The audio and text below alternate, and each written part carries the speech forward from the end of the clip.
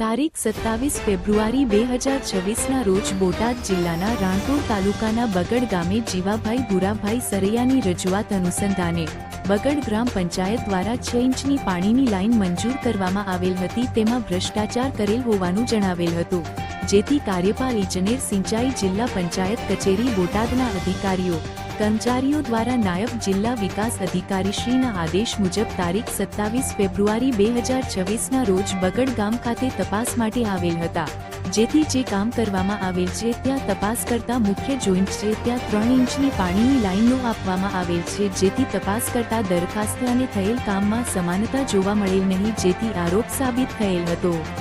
ત્યારબાદ નવા કબ્રસ્તાનમાં 472 મીટર કામ થયેલ છે, જ્યાં 6 ઇંચની પાણીની લાઇન નાખવા માટે બિલનું ચૂકવણું કરવામાં આવેલ છે, પરંતુ સિંચાઈ વિભાગના અધિકારીઓ દ્વારા ખોદકામ કરી તપાસ કરતા ત્યાં 4 ઇંચની પાણીની લાઇન નાખવામાં આવેલ હોવાનું જાણવા મળ્યું હતું, જેથી સરકારના લાખો રૂપિયાનો ભ્રષ્ટાચાર થયેલ હોવાનું જણાઈ આવેલ છે।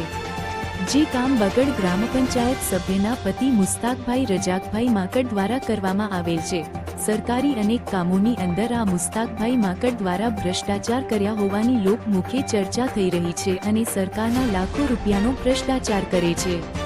આ ભ્રષ્ટાચાર ઉજાગર કરનાર જીવાભાઈ ભૂરાભાઈ સરૈયા ભરવાડ ને આ તપાસ આગળ નહીં વધારવા અને અરજી પાછી ખેંચી લેવા માટે બગડ ગ્રામ પંચાયતના સભ્યના પતિ અને તેમના દીકરા દ્વારા અરજદારને જાનથી મારી નાખવાની ધમકી આપી હતી, જે મુજબની અરજદાર દ્વારા રાણપુર પોલીસ સ્ટેશન ખાતે પોલીસ ફરિયાદ આપેલ છે।